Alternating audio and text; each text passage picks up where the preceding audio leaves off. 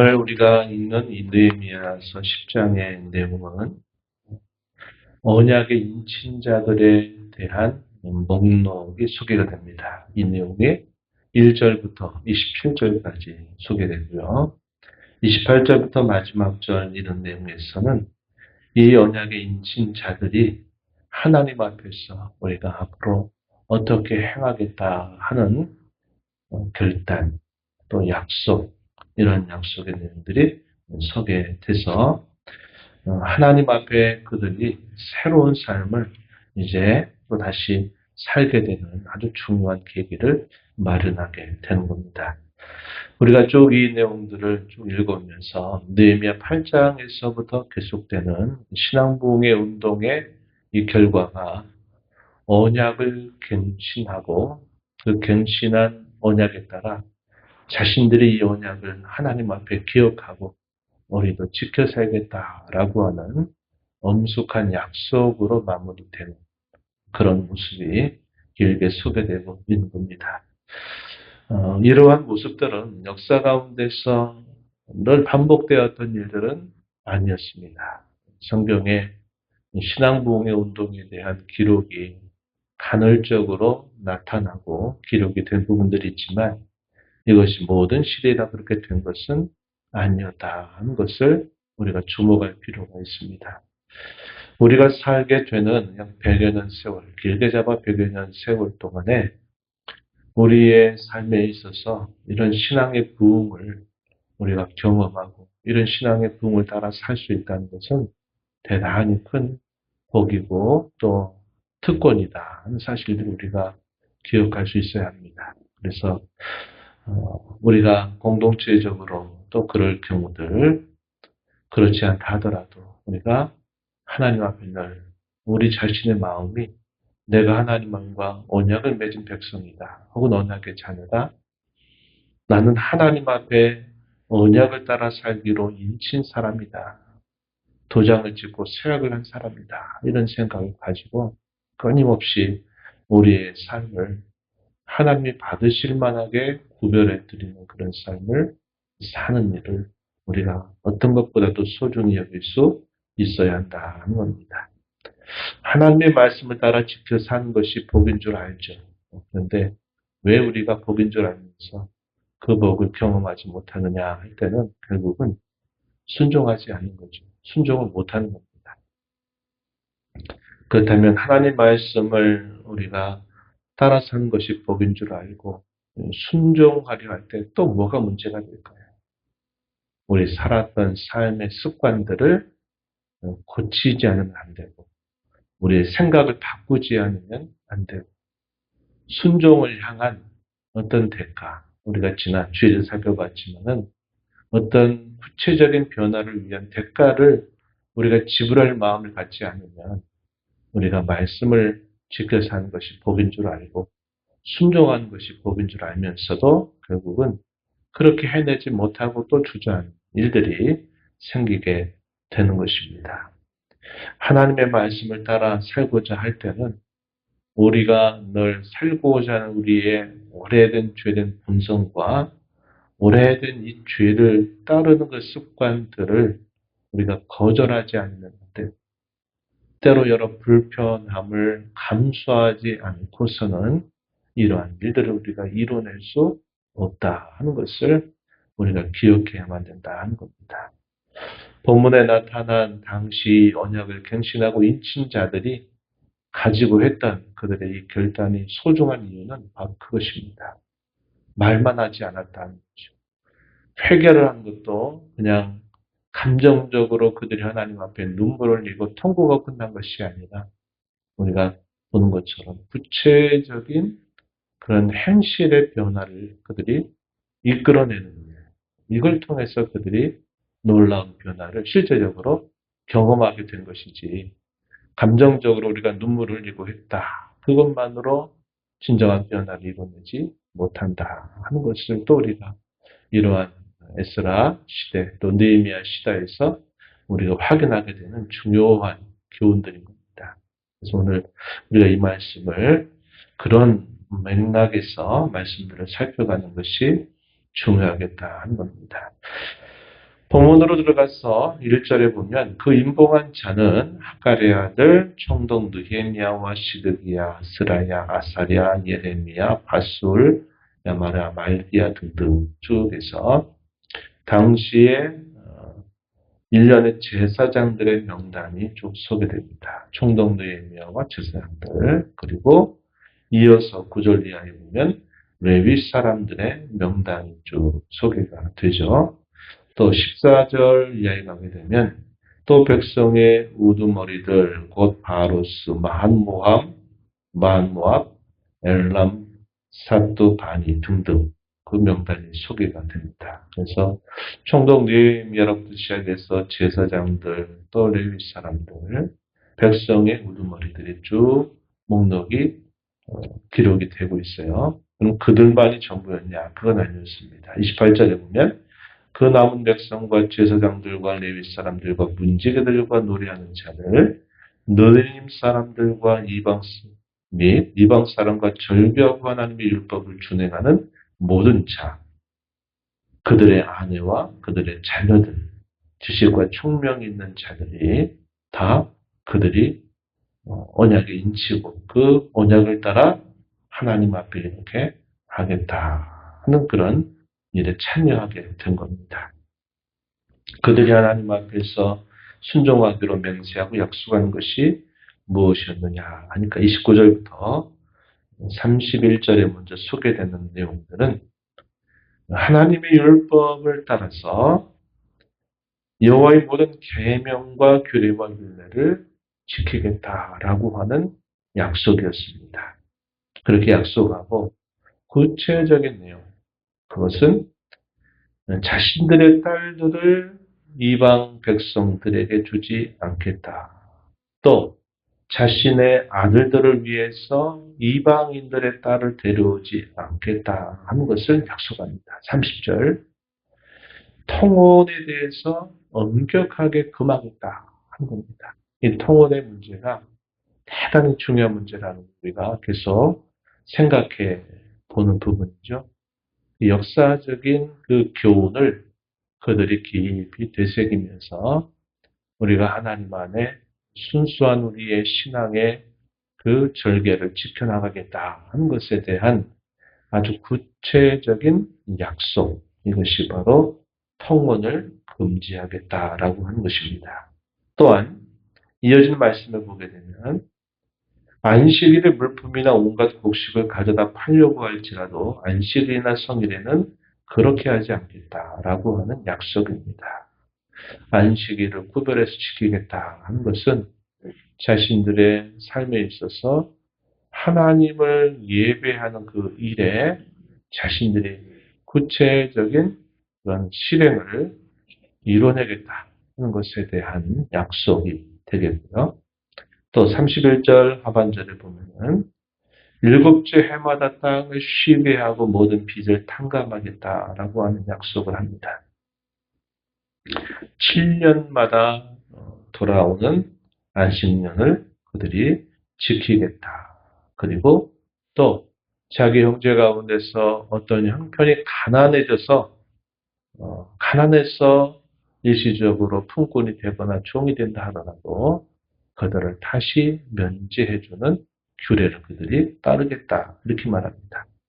이 땅과 관계된 것들, 그리고 먹고 사는 문제와 관계된 이러한 계명을 그들이 지킨다 하는 것은 무엇을 보여줄까요? 사회적인 정의 혹은 경제적인 정의를 실현하겠다. 그 정의뿐만 아니라 공평, 가난하고 어려운 그런 동족들에 대한 그런 넉넉한 마음을 그들이 가지겠다 하는 것에 대한 약속입니다. 그래서 오늘날도 마찬가지죠. 정의의 문제를 이야기할 때 법적인 정의도 우리에게 중요하고 한데 우리에게 실제적으로 다가오는 정의는 어떤 겁니까? 사회 경제적인 정의입니다.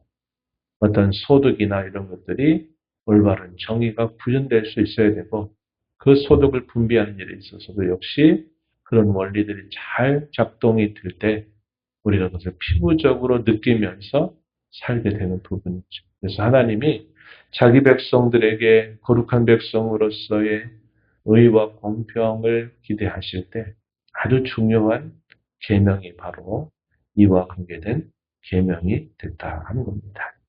우리가 기억하는 대로 사사시대 때는 이런 규정들을 다 어기게 되면서 어떤 일이 벌어집니까? 네, 결국은 종교가 무너져 버려요. 레위인들이나 이런 사람들이 그들이 도움을 받지 못하게 되고 또 이런 소유에 관계된 불평등한 문제들이 생기니까 결국 그것이 종교적인 문제까지 붕괴시켜버리는 일들이 있게 되면서 자기 소견을 따라서 행하는 그런 시대를 만들어버리고 맙니다.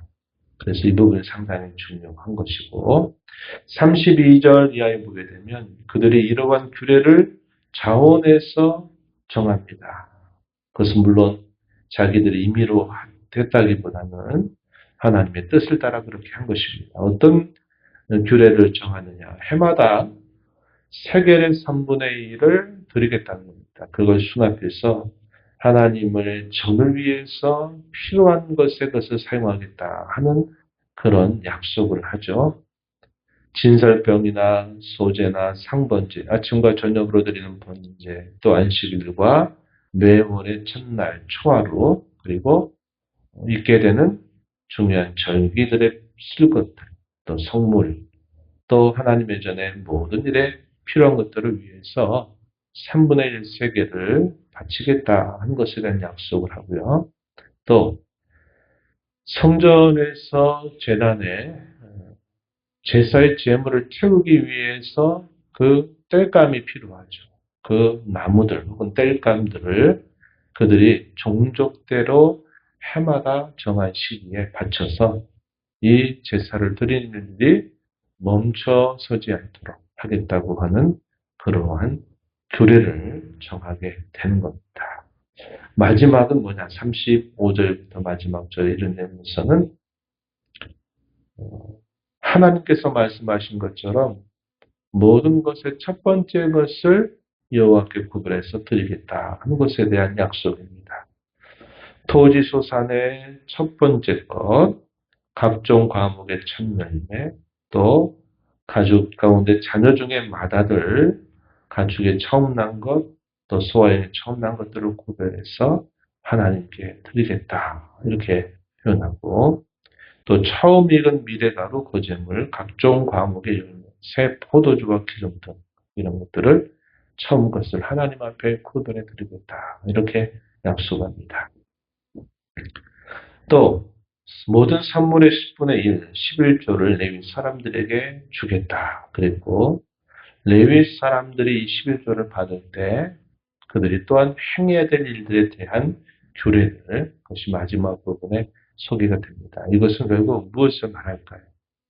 하나님이 우리의 삶의 진정한 주인이 되신다 하는 것에 대한 구체적인 하나의 실천 방법이죠. 하나님 앞에 처음 것을 드린다, 11조를 드린다라고 하는 정신은 그저 내가 가진 것 중에 10개 중에 하나 드리는 것이 전부가 아니라 그 모든 것이 다 하나님이 주신 것이다.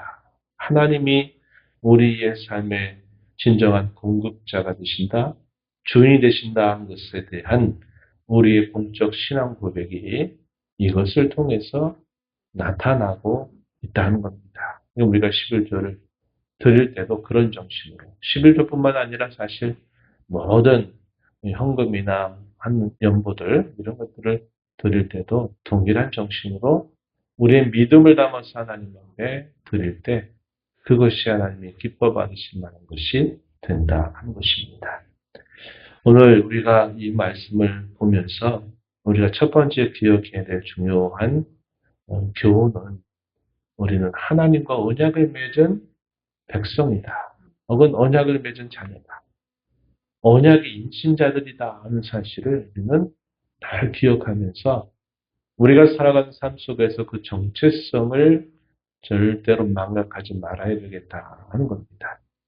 언약이라고 하는 것은 쌍방관계죠.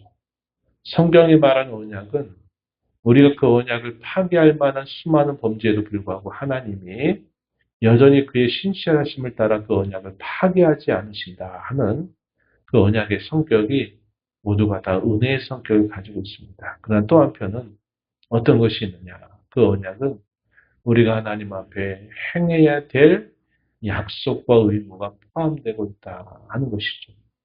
우리가 하나님께로부터 수많은 그런 혜택을 받고 또 말할 수 없는 많은 은혜를 받으면서 이제까지 쭉 살아왔는데 우리가 기억해야 될 것은 그런 하나님을 향한 우리의 신실함, 우리의 헌신을 우리가 기억하면서 살아야 된다 하는 겁니다. 그러기 위해서는 그동안 편했던 것들, 우리의 생각과 삶에 익숙한 것들을 그대로 보존하면서 그렇게 살 수 없다 하는 겁니다.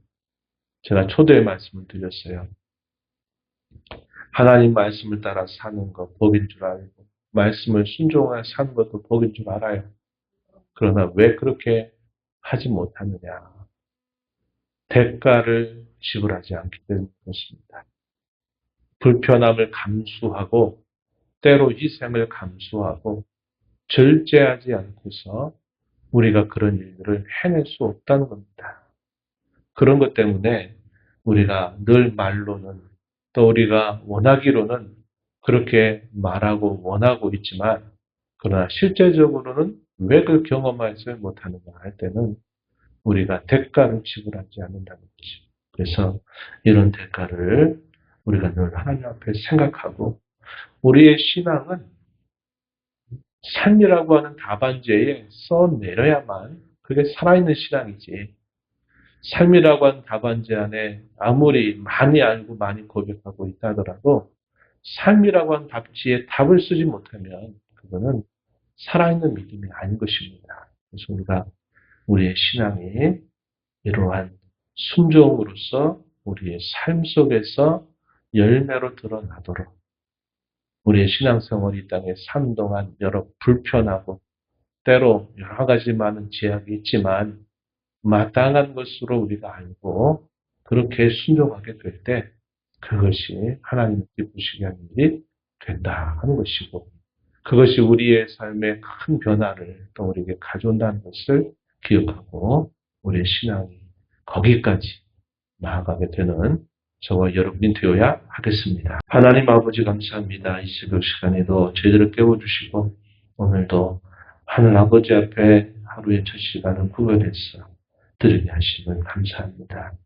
하나님 아버지 수문학 광장 앞에 자원하여 모였던 모든 이스라엘 백성들이 우리에게 하나님의 말씀을 들려달라고 말했고 그 말씀을 밝게 깨닫게 된 일로 인하여 그들이 진정한 회개운동이 시작되고 그들의 삶의 진정한 변화를 위해서 또 마지막까지 언약을 갱신할 뿐만 아니라 그 언약의 인친자들로서 하나님 앞에 이렇게 행하겠다고 그렇게 약속하고 그것을 실행해 가는 당시 백성들의 모습을 보면서 오늘날 저희가 하나님께로부터 많은 은혜를 입어서 그 언약 안에 언약의 백성으로 살고 있으면서 또 그 언약 안에 사는 것이 복인 줄 알면서도 저희가 그렇게 경험하지 못하는 이유가 대가를 지불하지 않고 편한 방식으로 여전한 방식으로 하나님을 섬기려고 하는 우리의 습관들을 고쳐내지 않는